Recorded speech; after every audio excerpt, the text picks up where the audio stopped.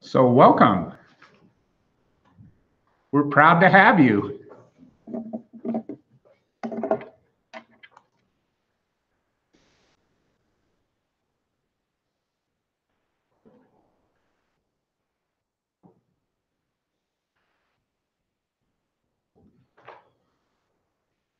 So turn to Romans. Well, turn to Daniel 1. I can just tell you about Romans 13.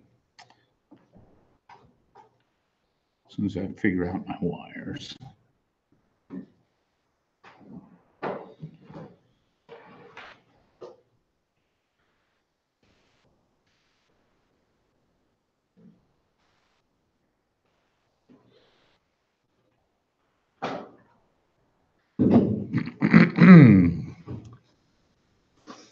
I'm just an old softy. It's very special. So what I like to do is review first. And you remember this from last week. I want to go over this with you and just add a little bit of emphasis. We're talking about realms of authority out of Romans 13:2. And so basically, you're free to speak or act if your intended words or actions will not violate your conscience. And this is according to your natural right as a human being. Natural right as a human beings. The very word right, you should have written in your soul, the very word right is something that can never be granted and never be taken away, except by our Creator. Except by our Creator. He is the one who gives certain inalienable rights. And you should have that written on your soul, indelibly, chiseled in. Your intended words or actions will not violate your conscience. Your intended words or actions do not violate the rights of others. If you intend to steal, that violates someone else's right to their own property.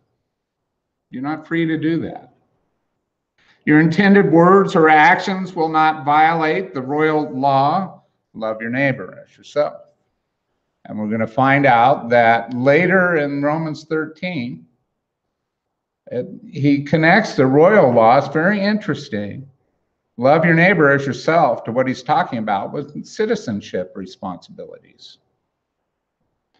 And your intended words or actions are not forbidden by legitimate higher authority.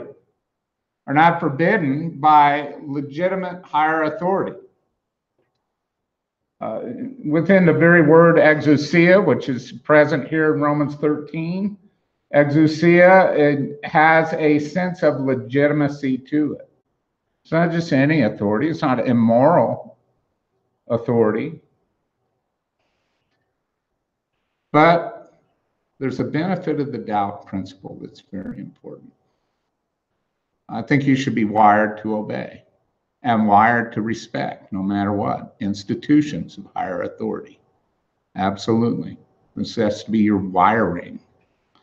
But your intended words or actions are not forbidden by legitimate higher authority. We have laws of this land. You're compelled by a higher authority to speak or act if the proposed words or deeds are within the realm and purpose of their authority. And again, you give the benefit of the doubt. You give the benefit of the doubt. You should be hardwired to obey and respect. This is the default position toward authority. Except you have this thing. Am I being commanded to something immoral? Am I being commanded to idolatry? Am I being commanded to worship an idol instead of the Most High God? I'm being directly commanded to do that. Okay. So the proposed words or deeds are within the realm and purpose of their authority. And we'll talk about realm and purpose of authority soon. The proposed words or deeds are not immoral or demanding idolatry. You must exercise authority over your property, over your divinely appointed or willing assumption of responsibility over people, over missions or property, missions like tasks. If I will do this, then you must exercise authority over the responsibilities that you willingly assume. The guiding principle is the image of God in all dominion. Exercise authority as someone who is a bearer of the image of God within the constraints of the character of our Lord and Savior, Jesus Christ. So because of our finite view and sinful natures, it can often seem as though authority is violating its realm and purpose, when in fact it is not. You don't know. You don't have the strategic map. You don't know. This is why you give authority the benefit of the doubt. Because of our finite view and sinful natures. Often selfishness and pride enters in. You know, I could do it better, or this isn't the way to go, and that sort of thing. You might hear this from your boss or from some other organizational authority, and they tell you to do something, and you think, well, that's inefficient, or that's just a wrong strategy, or, well, pride can enter in. You always reserve the right to appeal. Respectfully. So because of our finite view and our sinful natures, it can often seem as though authority is violating its realm and purpose, when in fact it's not. And they're going about it in the best way, and you're just a stiff-necked sinner. And that's possible. And you're ignorant, and that's possible. As far as conscience allows, we're to give the authority over us the benefit of the doubt, and then give them the opportunity to change through a godly appeal. So legitimate disobedience, you should follow a protocol. Benefit of the doubt principle has been duly considered. You know, can I give this person the benefit of the doubt? And I mean, really consider it. There's none of this, I don't like them, or they're mean, or that's unfair, or it's unfair to me. Maybe your authority is asking you to do something because they know you'll get it done. And you shoulder an unfair burden because you're good at what you do. You don't know. You don't know. Benefit of the doubt. You have to duly consider this. You shouldn't be a knee-jerk reaction. All avenues of appeal, both personal and legal, are exhausted. There are noble organizations in this country for Christian legal defense when Christians' rights are being violated. And they have teams of constitutional lawyers who come alongside and stand with Christians who are appealing against and even defending themselves against an aggressive government.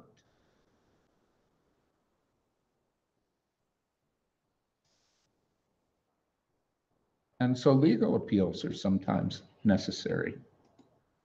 It's a matter of significance on a personal, community, or organizational level.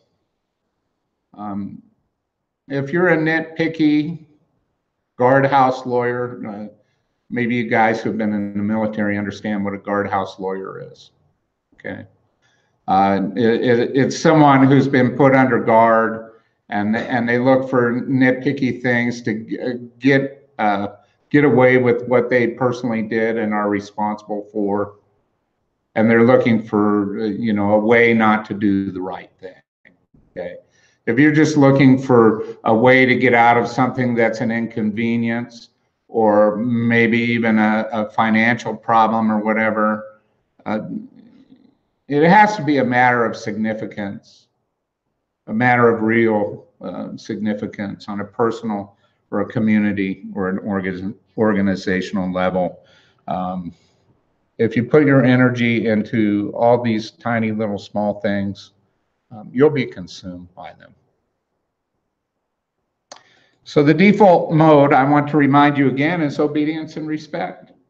The divine institutions require obedience as the default mode. They are ordained by God. They demand obedience as though you were obeying God. They demand respect as from God. The divine institutions demand respect as from God. And this is what you should assume. But disobedience is allowed according to the protocol. This makes it tough sometimes, because authority may ask you at whatever level to do something that you don't want to do. Appeal if you need to. But they demand respect is from God. So here we are back at Romans 13:2. Therefore, whoever resists authority has opposed the ordinance of God. See how he goes right up? You don't like your authority, you feel like things are a little unfair or something, keep going up the organizational chart. Never forget, we had this organizational chart in basic training, and it showed all of us lowly privates. And then up a level, the corporals and the sergeants, and on up the enlisted side, and then you go all the way up to the command sergeant major of the Army. And then over here on the officer side, you start at the second lieutenant, and you go up through all the ranks. And then it's interesting, all the way at the top, who's the commander-in-chief? I should call on Feng Yang, she knows. Okay, who's the commander-in-chief? Well, right now it's President Trump. Am I right? Okay, thank you for that verification. I just thought, it'd be important to call upon a fresh citizen, So you go up, but who's above President Trump? If you say the United Nations, I'm coming after you. Okay, who's above President Trump? Well, God is. God is. And you can do that chain of command thing in any organization.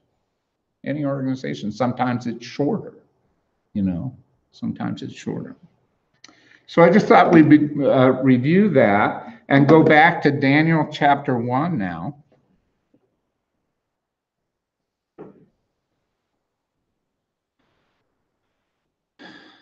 And observe how Daniel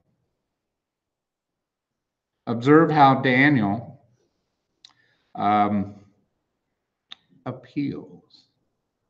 And last week we looked at the fall of Judah, the plunder of the vessels, and how the vessels created this interesting historical arc. They were taken back to Babylon, and then they were used by the king Belshazzar at his feast, and the handwriting was on the wall for him, and he died. Okay, but if you remember, the plundering of the vessels led to an event that was key in the return of the Israelites from exile. And all this in Daniel chapter 1. We've already got an event that's leading back to exile in Daniel chapter 1, verse 2. And then that was, remember, this is a prophecy from Isaiah 39.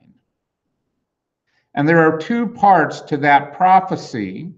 And the first part of that prophecy is the plundering of the vessels. But the second part of the prophecy is that some of your sons who will issue from you, whom you will beget, will be taken away, and they'll become officials in the palace of the king of Babylon, Isaiah 39:7. And so you have this two-part prophecy. The vessels will be carried away, and some of your sons will become officials in the palace. And that was 100 years before Daniel was written. Did they have access to the prophecies of Isaiah? You know, I think they absolutely did. First of all, Isaiah is connected directly with the king. He's connected directly with the king. If you recall, a couple of months ago, Titus Kennedy told us about the seal of the prophet Isaiah. And that seal is used to seal written documents. It tells us that his prophecies really were written down in 700 BC, about 700 BC. And that seal was found right next to the seal of the king. They're just a meter or two away. So did they have access? I think everyone had access to the prophecies of Isaiah, even in written form. They were repeated throughout the land. So everybody knew about this prophecy. Keep that in mind, because in verses 3-5 of Daniel chapter 1, we have the fulfillment of that prophecy. And you always think, what is God doing? You always think, what is God doing? In your narrow bubble of history, you don't always see it. In your narrow bubble of personal experience, you don't always see it, but connections are being made that you cannot even imagine. We live in a finite bubble of perception, and we don't know what God's doing out there and how he's connecting us to people. It's really amazing what he's doing all the time. There are no coincidences in this world. And you see, they were in their bubble of being going through the disaster and the agony of exile. They were in that bubble of seeing these horrors unfold.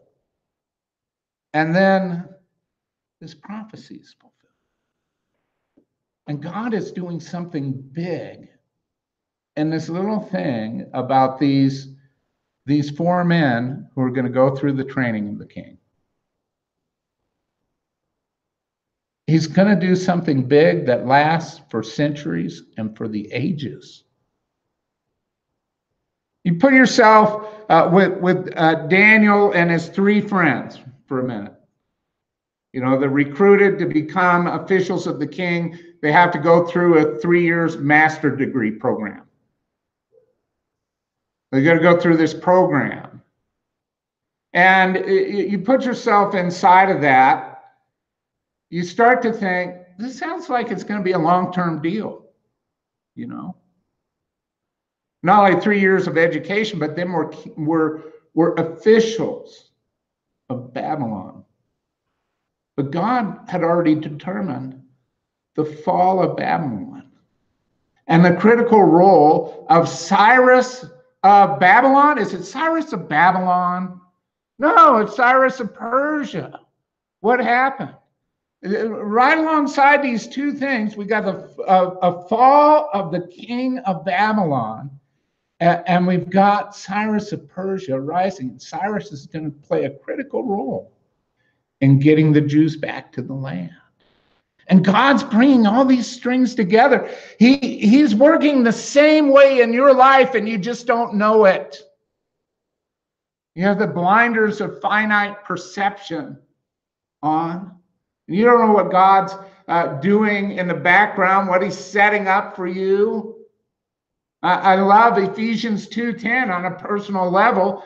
God has prepared works beforehand for us to walk in them. On a personal level, he's bringing all the connections, contacts, resources together for you It's your job to walk in them. It's your job to find your opportunities and go. He provides everything else you need. So in verses 3-5, we have this second fulfillment of Isaiah's prophecy. And I kind of figure that these being godly young men, they knew. Like, hey, you remember reading in Isaiah? You remember that? Didn't it say something about certain people becoming officials in a foreign land? That's us. And you have this magical identification. Magical identification. That God has been setting something up all along. And you just have to walk in it. Now, among them, from the sons of Judah, we'll resume in verse 6, were Daniel, Hananiah, Mishael, and Azariah. Then the commander of the officials assigned new names to them. This is a true re-education camp. We're going to eradicate your old identity and give you a new name.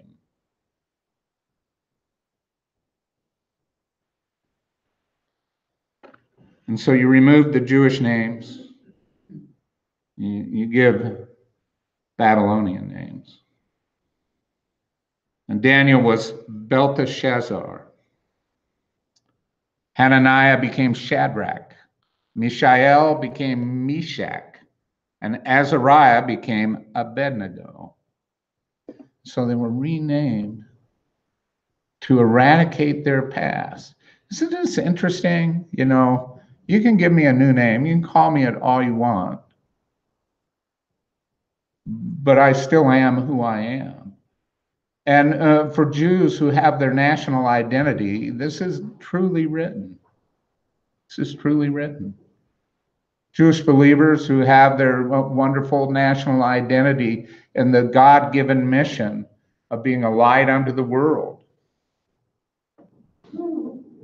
They are who they are.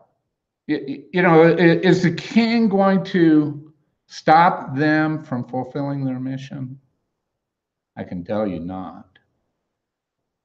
They decided to be light unto the nations while residing in a foreign nation. Well, listen to verse 8, because here's our crux about respect for authority. Daniel made up his mind that he would not defile himself with the king's choice food or with the wine which he drank, so he sought permission from the commander of the officials that he might not defile himself. You know, we're not under the dietary laws of the Jews.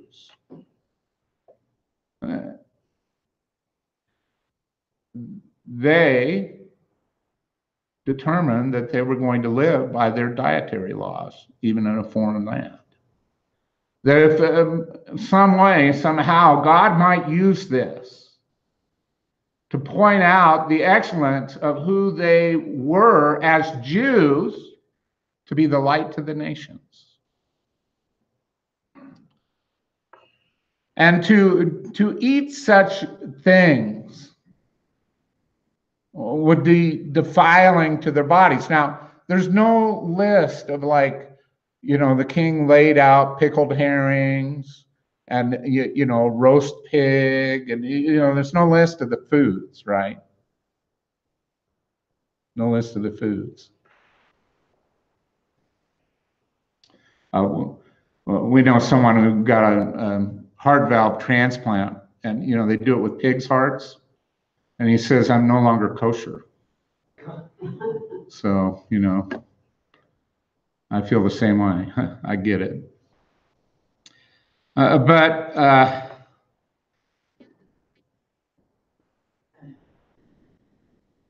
he sought permission.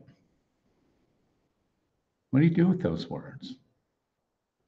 He sought permission from the commander of the officials, that he might not defile himself. So where are we at? He's approaching this with a respectful attitude, 100% respectful. He doesn't come up and say, I hate your filthy laws. These are the stupidest commands I've ever heard. We don't have the exact interaction. We don't know what words Daniel used, how he encased his words with respect. He sought permission from the commander of the officials that he might not defile himself. Think about this. I'm going to put verse 8 next to verse 7 for a minute. They changed their names to eradicate their past and make them into the new people. They changed their names. In verse 8, what's Daniel doing already? It's like, my past isn't dead. That's what he's saying. He's saying, in essence, I am still a Jew. I am still a man of Israel.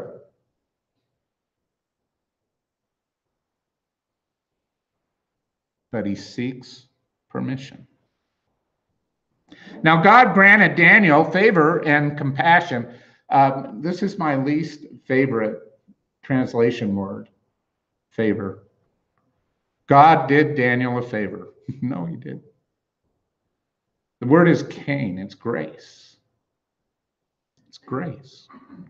God gave grace to Daniel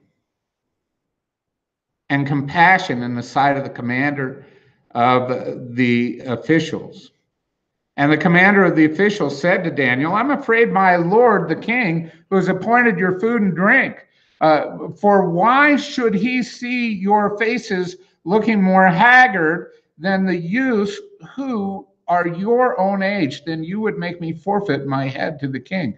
Now, forfeiting your head is a serious matter. Okay? Forfeiting the head without the body. Just my head. Can I have your head, please? And the king can do that, right?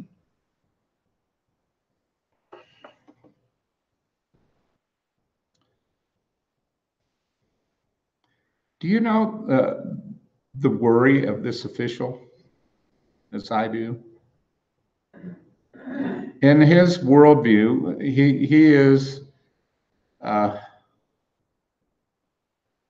he has this sense of superiority of his nation.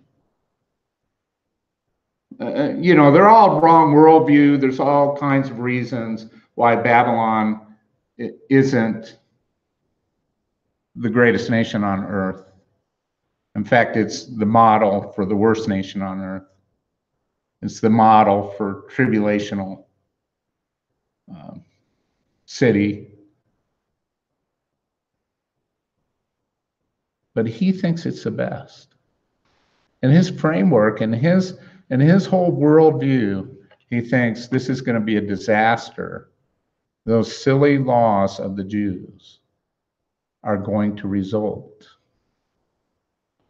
in them looking haggard, famished. It's just going to be the worst, and the king's going to want my head. So Daniel doesn't cave. Note how he takes this appeal further.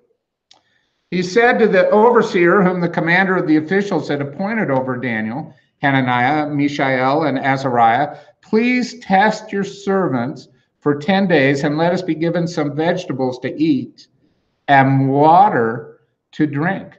Then let our appearance be observed in your presence and the appearance of the youths who are eating the king's choice food, and deal with your servants according to what you see. Now, I don't have an answer for this.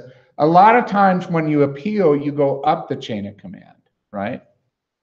So when our kids were little, then they'd come to mom, hey, can I do this? No. And then they say, Dad might be a little softer. So they come to me, right? And you know, because I'm the softy and everything. And they really only had to learn that lesson once. We don't do that. So anyway. Does he go up the chain of command? He goes down the chain of command. It's kind of interesting. He goes down the chain of command to those who are immediately over them, not up. Those who are directly in charge of the food and drink. You see, the commander of the officials appointed an overseer over Daniel. So we've got an officer and an NCO. Daniel doesn't go up to the higher officer. He goes to the NCO. He goes down lower. And I think it's just worth observing that he appeals directly there. And he just asks for a test. He offers something, and get this, he offers something reasonable. He doesn't offer anything unreasonable. He doesn't say, I'm flat not going to do it. He just offers something reasonable. So can 10 days of dieting change you? Well, it can. And we don't know what the Babylonians were eating, but apparently it wasn't good for you.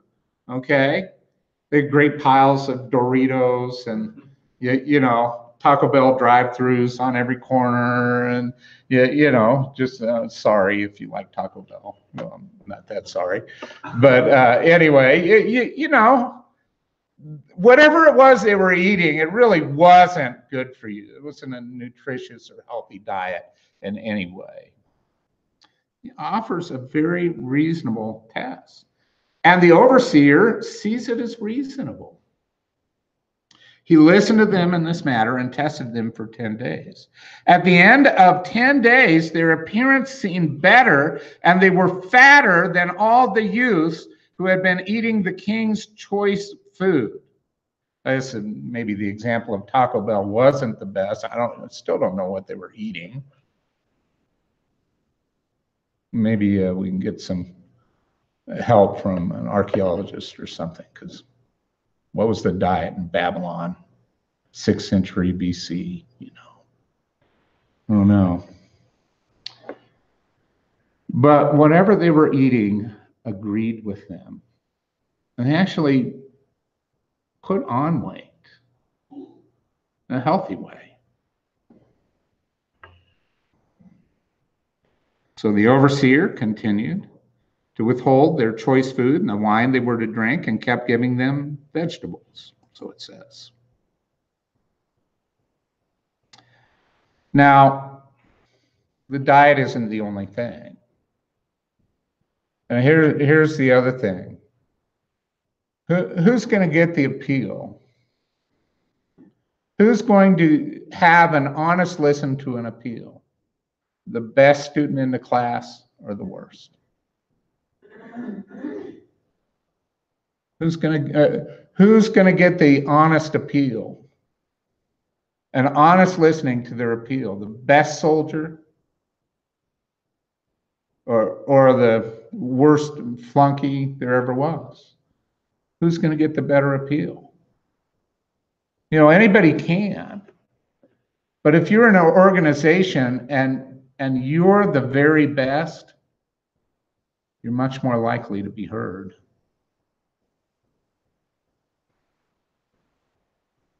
As for these 4 youths, God gave them knowledge and intelligence in every branch of literature and wisdom. Daniel even understood all kinds of visions and dreams. And remember, they're getting a Babylon University education. Okay? This is a secular education in the sciences and humanities. That's what it is. They're up here at CU Boulder, okay? Or, you know, name the college of your choice. I have a few in mind. But they're getting that, you know, the highest education that the pagans have to offer. There's crummy worldview. There's a lot of falsehood. Some of those things are available, believe it or not, and I've read them. I've read through everything that is available from that time. You know, they're creation myths, because their creation myths are actually myths, unlike ours. We're just the creation history. I've read those. I've read more recently treatises on astronomy. And they were pretty good at some things. Not just for their time, they were pretty good. But God gave them knowledge and intelligence in every branch of literature and wisdom. And Daniel even understood all kinds of visions and dreams. God gave them this understanding. They were blessed. They were healthy. Their minds were working at high efficiency because they were healthy. I've had this experience of not being, having great health. I can tell you it affects your concentration, all kinds of things. So I get it, you know, here they are. They're so healthy, they're doing well. Then at the end of the days which the king had specified for presenting them, so how far back does graduation go? They had a graduation from their grad school. They had a presentation ceremony. It goes back to at least the 6th century BC. The commander of the officials presented them before Nebuchadnezzar. Ta-da! Here you are. The king talked with them, and out of them all, not one was found like Daniel, Hananiah, Mishael, and Azariah. So they entered the king's personal service. They were the cream of the crop, and they were directly assigned to the king. Fulfillment of prophecy, right? So God had this planned good work for Daniel and his friends. How did they walk? Let me ask you something. How did they walk in those good works? They worked their tails off. They worked hard at everything they did, and they stayed faithful to God. And they became the very best. The very best. And that's how the prophecy was fulfilled. You got to walk in them. You know, you have conscious choices to make in your life. You have those conscious choices.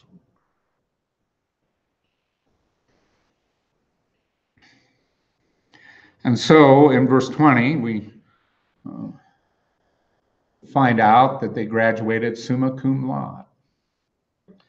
As for every matter of wisdom and understanding about which the king consulted them, he found them 10 times better than all the magicians and conjurers who were in all his realm. And Daniel continued until the first year of Cyrus the king.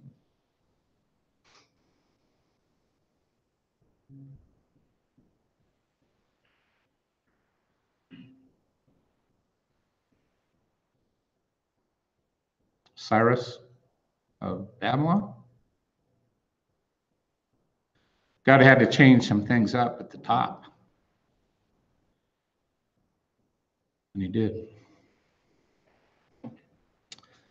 So, observe the appeal. Can we just gather a couple of points here? They knew their purpose. They retained their essential nature as Israelites. They determined, and it's interesting to me, did they appeal the change of their names? No, they sure didn't. Remember, make sure it's something of significance. Wisely, they set aside this naming thing. Okay, fine. And they didn't appeal the change of their names because they knew it didn't change them. But if they were going to represent God in a foreign land, kind of do the opposite of Psalm 137, they were going to have to stay within the dietary laws of Moses. Because this is one very clear way that would set them apart. But then something more. They appealed respectfully. They sought permission. And they were the very best so that they would be heard. If you think Daniel and his friends were a bunch of flunkies, they would still get everything that they got. No way. God's got to find someone else. They were the very best at what they did, and God blessed them. And he put those guys right where they belonged to represent Israel. And that this would continue on till the time of Cyrus, the king of Persia, and beyond is critical for Israel's return to the land. Flip over to Daniel chapter 3. And we'll begin in verse 1 here. See, when we have a nice little framework, a little protocol that we can walk through like we started with this morning, then we can evaluate and see these guys just walk right inside that scriptural protocol. But we have an example of civil disobedience. Nebuchadnezzar, the king, made an image of gold, the height of which was 60 cubits, and its width 6 cubits. And he set it up on the plain of Dura in the province of Babylon. So 60 cubits is going to be about 90 feet tall. We won't get into cubits. There's disagreement over cubits.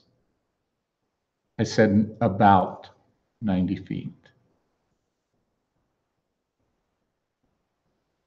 And 9 feet wide.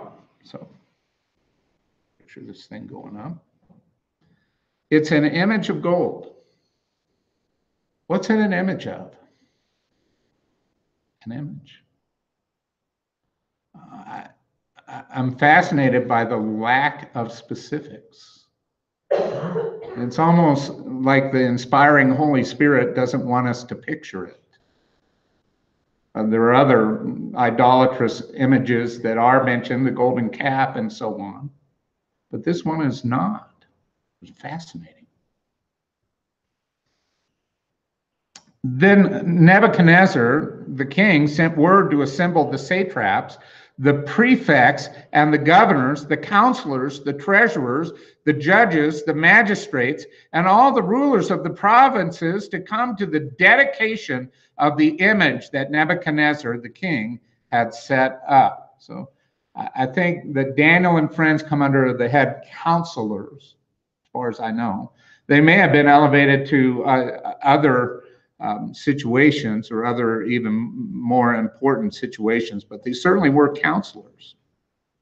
And so you get this typical Hebrew thing. Then the satrap, you name everybody again, right? Prefects, governors, counselors, treasurers, judges, and magistrates. I mean, they had pronouns. I wish every once in a while they would use them. You know, they were assembled for the dedication of the image that Nebuchadnezzar, the king, had set up. And they stood before the image that Nebuchadnezzar had set up. So here's everybody. Now, you notice that Daniel and friends must be present for what follows, right? They did not disobey the command to assemble. Remember what I said? Choose your battles. They don't know what's, everybody come to the image. We're going to dedicate the image. They go there as representatives of the Most High God. And I think this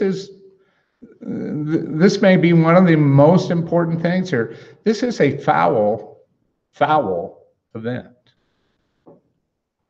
And they went as representatives, not of Babylon, but of God. And they were present there. And think about that. In verses 4 and 5, we have the commands of the herald. And the first command from the herald is loudly proclaimed, "To you the command is given, O peoples, nations, and men of every language, that at the moment you hear the sound of the horn, flute, lyre, trigon, psaltery, bagpipe, and all kinds of music," I wonder about the translation of bagpipe, "you are to fall down and worship the golden image that Nebuchadnezzar, the king, has set up."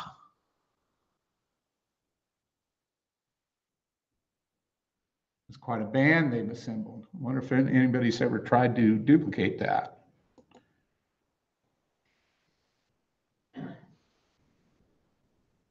Hence, the heavy metal movement began. It's more ancient than we thought. But then there's a follow-up. "Whoever does not fall down and worship shall immediately be cast into the midst of a furnace of blazing fire." So you have a command and you have a penalty. And the penalty exists as a command as well.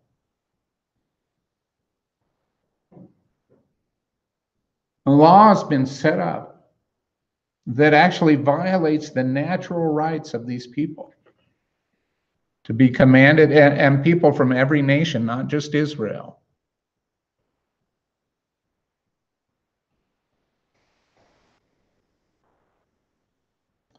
Therefore, at the time when all the peoples heard the sound of the musical instruments, all the peoples, nations, and men of every language fell down and worshiped the golden image that Nebuchadnezzar the king had set up. Well, except our heroes, of course. Our heroes refused to do this. And this is an incident of significance. And besides, it violates their natural right as human beings to worship as they please.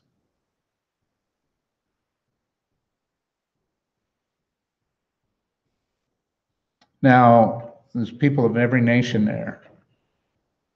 And at the time, if you looked at a demographic map, you would look around and you would see there were Egyptians there. And there were people who probably followed some of the old Assyrian gods. It wasn't that long ago that Assyria was marching around. There were people there that worshiped Canaanite gods, and probably many others as well. And here is this one image.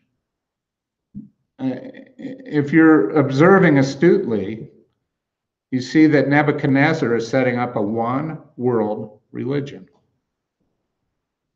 One world religion. Everybody from all the nations. He's setting up a new religion for all the world.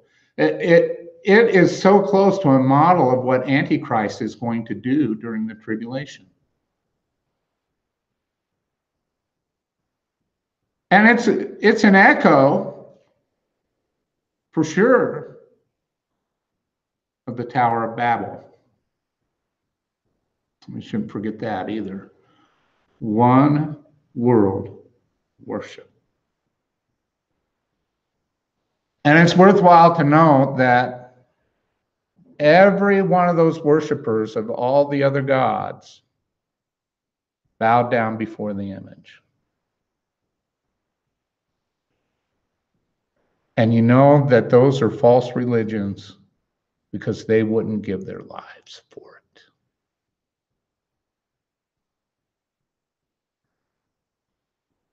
they would not give their lives for it. It's not worth that. You have to take this very seriously. There's an organization I like called the Voice of the Martyrs.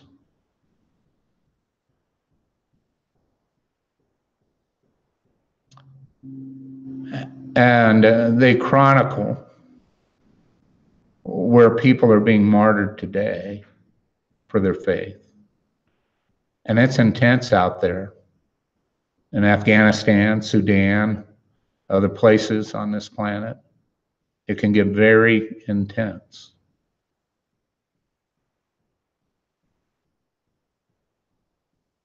And you just ought to know that those people were not willing to martyr themselves for the gods they worshiped. And it was a matter of convenience for them. Some of them thought, well, this is probably kind of like the same God that we worship back home. So I'll worship this one, and besides, I don't want to lose my head.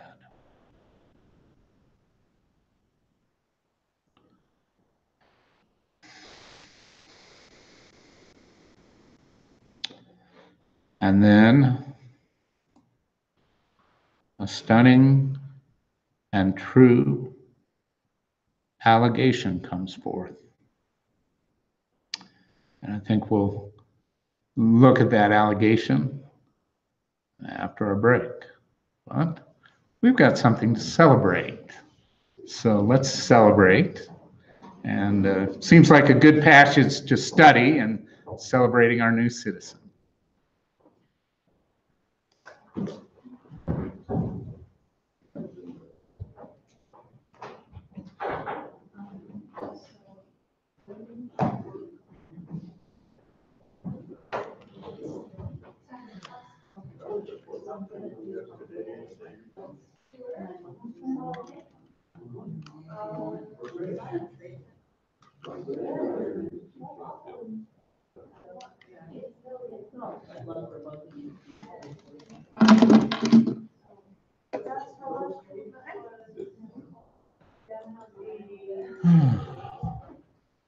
Bagpipes, they think, are actually quite old.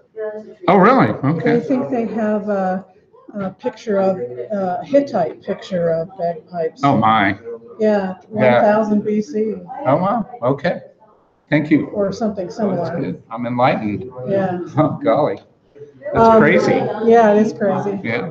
Also, I read last year when we were doing Daniel, I was reading about this cuneiform tablet that they just translated, because they have thousands of them and they haven't translated all of them, but this one is a table of logarithmic values in base 12. Oh, wow. And it's more accurate than any computer. I love stuff like that. Yeah. And my contention still is that they were smarter than us. I know, I think so Yeah. too.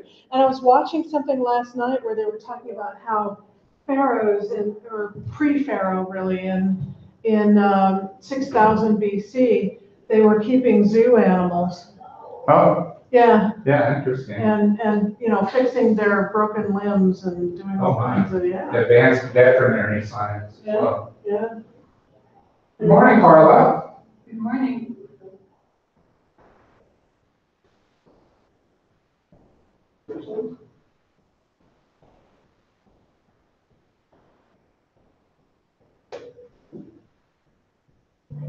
How are you?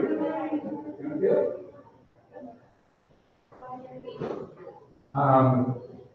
Good. Week before last, I had a lot of conference stuff, and this coming week I had a lot of.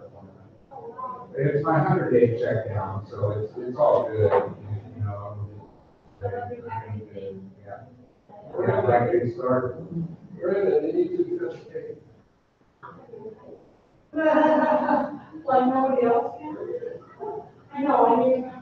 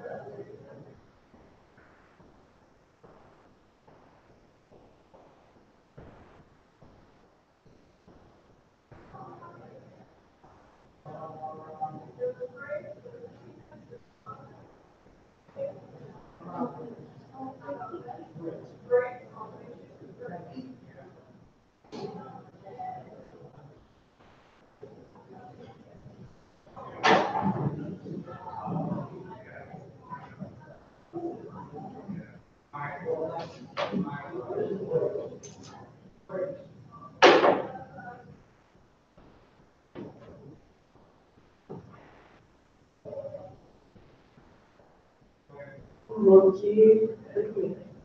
Very interesting. Just quick.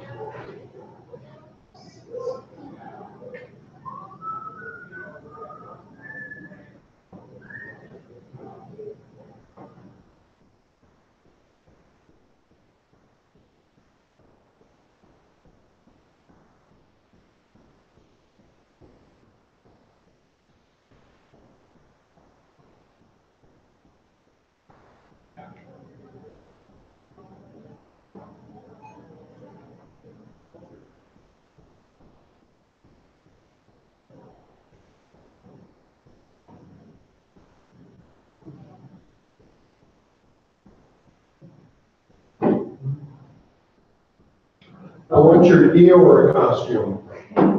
We had a Tigger as well last night. What? Yeah, my night manager came as Tigger and I didn't realize what he was doing. And I'm texting my mom saying, bring my Eeyore onesie, either that or Pooh Bear. Where'd you get your onesie from? The Thrift stores. thrift store? Well, the Eeyore one came from the thrift store. The Pooh Bear one I got from Target as a graduation gift. I had gift cards, like 3 of them. So I used them. Nice.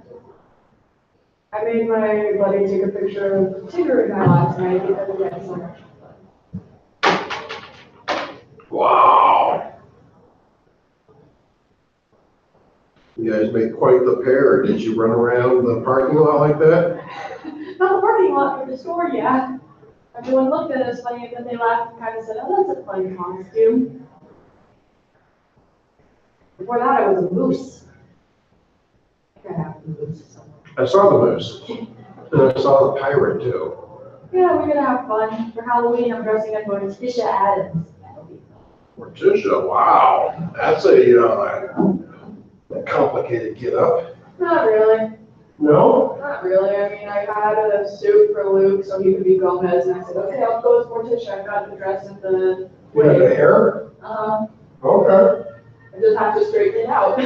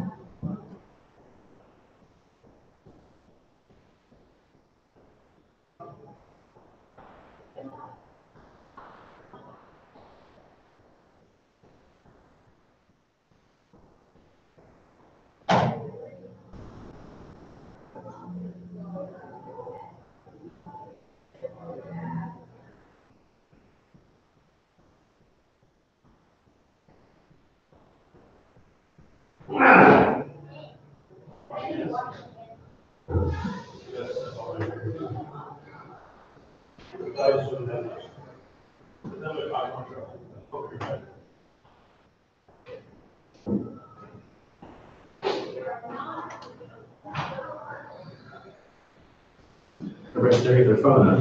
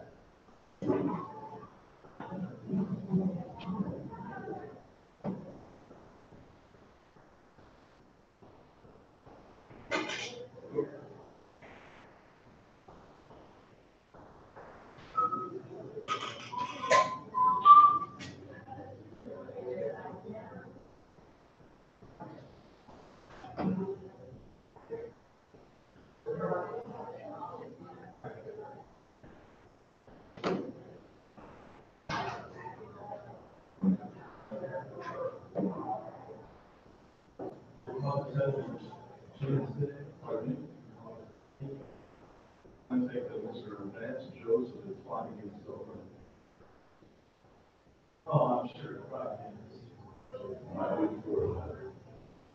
Well, they say this job last. That's what. Well, you put two more walls together. Well, they're not. And you have that same day, there's two, so they're not. But my theory is that if you fire him down, that can change. It's not going to change. All right, let's get going here.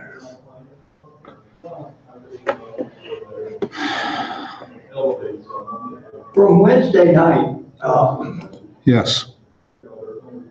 the believers that walk in from the tribulation, don't they get married? Oh, yeah.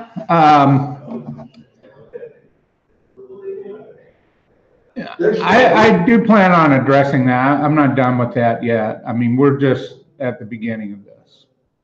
So give me a few weeks. Yeah, but we're definitely going to address that. Yeah, of course there's families going forward. Yeah, but there's not, you know, yeah, there are marriage. If there's families, there's got to be marriage and so on.